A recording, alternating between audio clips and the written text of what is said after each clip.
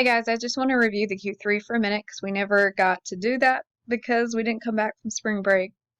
But if we were to get one of these, first caution I have is to not depend on bringing notes into the room with you. You've only got 40 minutes to write an essay, so you really need to come in ready to go. If you wanted to jot down a couple themes on a piece of paper, universal ones that you think would apply to multiple books that we've read, you could definitely do that.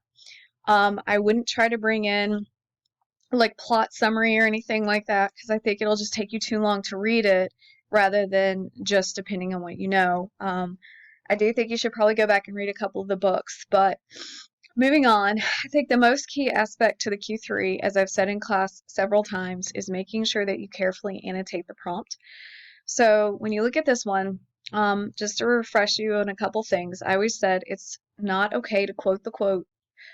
That's boring.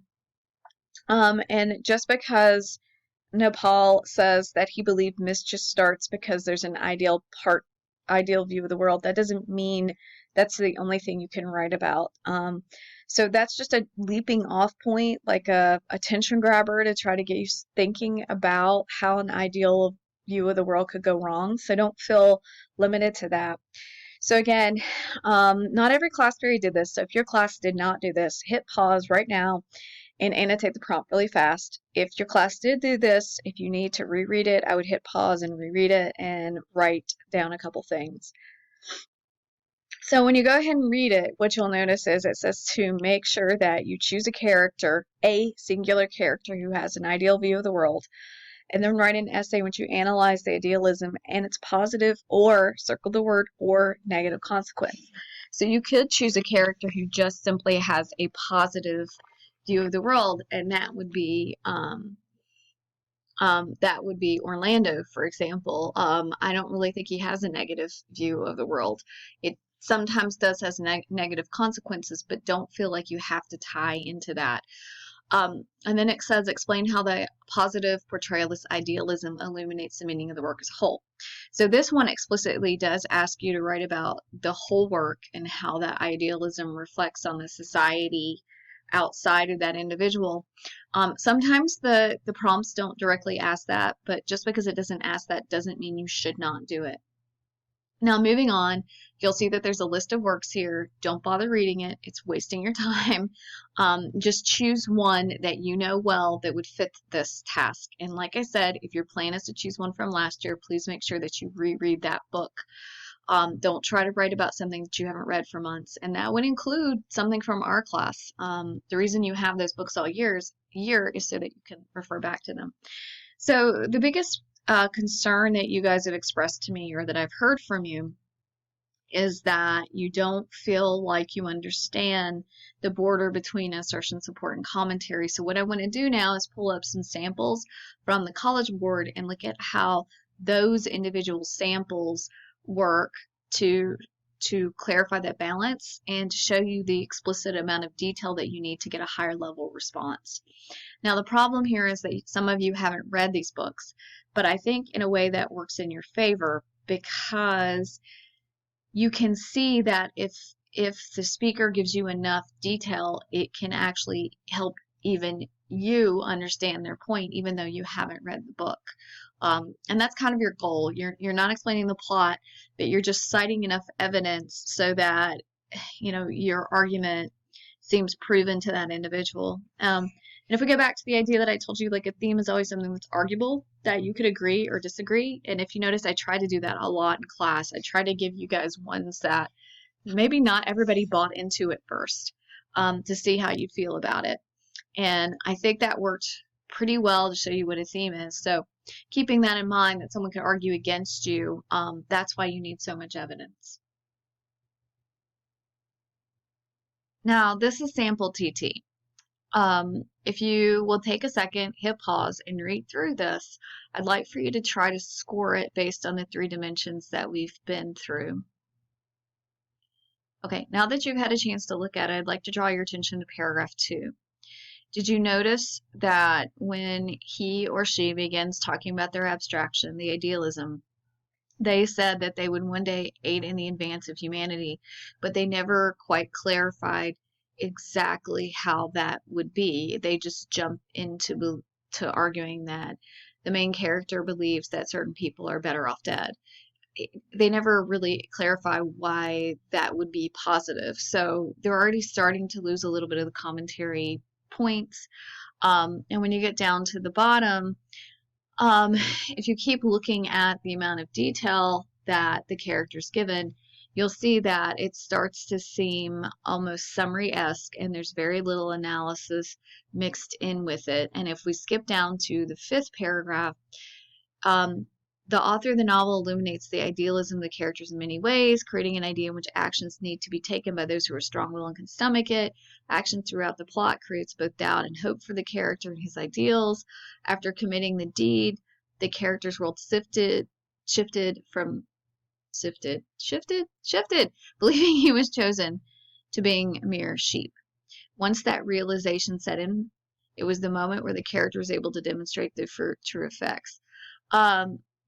It doesn't really go into why it shifted, what his thought process was for shifting, why emotionally that no longer was important to him. It just sort of keeps generically referring back to idealism. So if you go back and you look at this one in the schema, you'll see that it was a 2 because it comes across largely as just a very generic view of why idealism's bad and no specific plot details. So again, if you'd like to read more of the commentary on that particular essay, you can hit pause here and read through that detail. So moving on to another essay, go ahead and hit pause here and read through the essay. And when you come back to this essay, what's kind of different or unique about this essay is the level of commentary in it. It is rather good, and it's very similar to a lot of what you guys are doing. If you read paragraph 2, it does identify the idealism, and it talks about the idealism being based on the idea that California is a haven of jobs and prosperity. And it gives you a rhetorical question, misguided, but it does answer the rhetorical question, which is really the only way you should be using them, if you use them at all, which, as you know, I don't really like.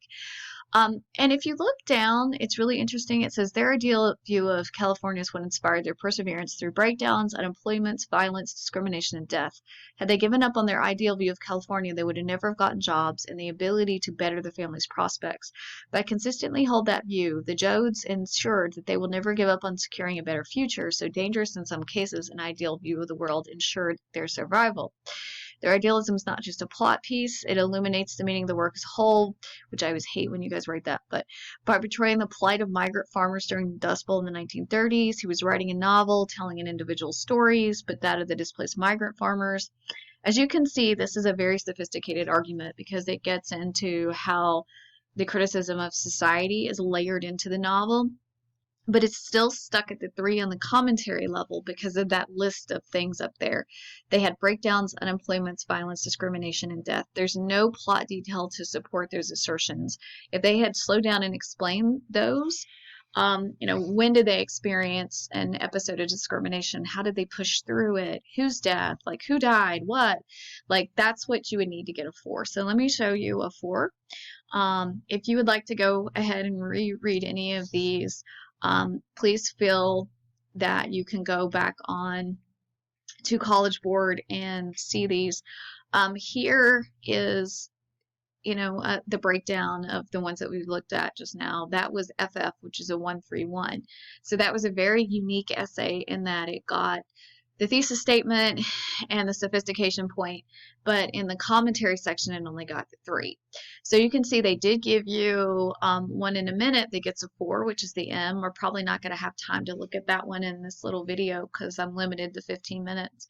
But I also suggest you go back and look at the M, because what I did want to do is show you the J or the DD so that we could look at those.